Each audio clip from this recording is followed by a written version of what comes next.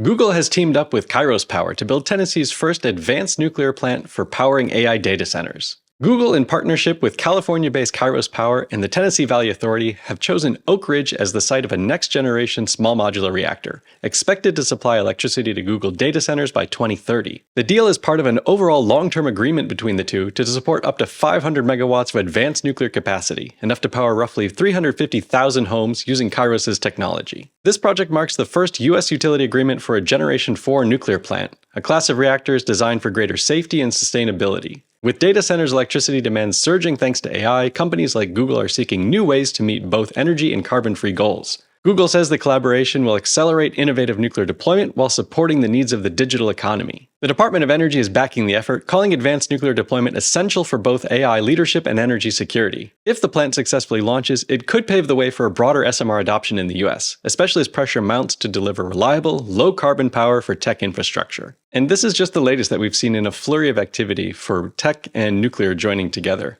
We've had a couple of others. We've had Microsoft sign with Constellation to restart 3 Mile Island. Amazon has signed a PPA with Talon Energy for Susquehanna. Meta has signed with Clinton and Constellation. Amazon is backing X-Energy with a $500 million investment. And NVIDIA has joined TerraPower with a $650 million investment. But this is the first actual PPA between a tech company and a Generation 4 advanced nuclear reactor through TVA. And this is part of a broader agreement between Google and Kairos Power for 500 megawatts of energy to be spread across a variety of SMR projects. And they signed that deal last year in 2024. But all of this follows exactly what was said back in 2024 at the ANS conference when Google Microsoft said that they will not invest in new nuclear plants, but would support the technology.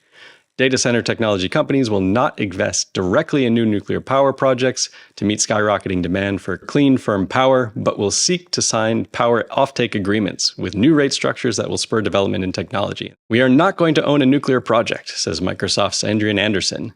Exactly what we see happening here. Tech companies need the power, but they're not interested in the technology directly, so they're pursuing more traditional PPA agreements.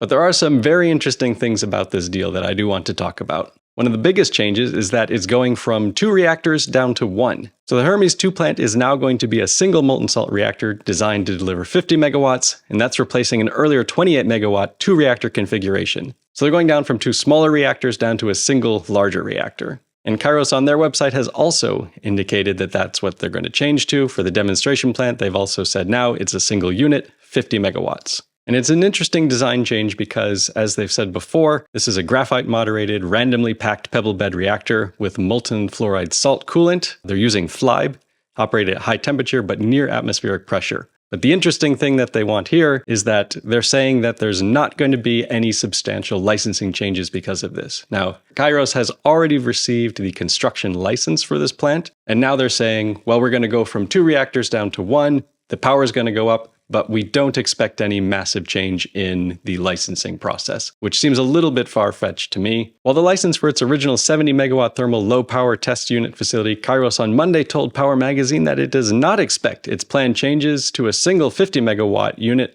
to require substantial licensing amendments. Kairos Power has carefully reviewed the planned changes for Hermes 2 and concluded that the conditions for the construction permit are not substantially affected and therefore an amendment is not required. Don't know how they're going to manage to do that if they're going from 2 units down to 1 and increasing the power by about 50%. But we'll have to see how the licensing works out.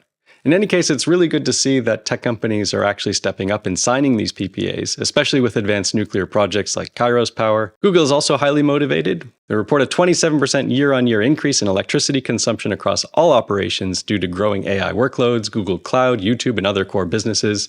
The company anticipates the trend will continue, suggesting its electricity rise from 24 terawatt hours in 2023 to over 42 terawatt hours by 2030, a 75% increase. However, we haven't seen any actual details on what the arrangements of this PPA are. TVA confirmed that it will pay market-based prices that are fixed based on time of day for electricity from the Hermes 2 plant. Neither TVA nor Kairos disclosed the contract's length, full pricing structure, or how risks are allocated between the parties. So we'll have to see. Overall, I think it looks pretty good. This is something we're going to have to keep an eye on, and hopefully we'll see more projects like this signed in the future.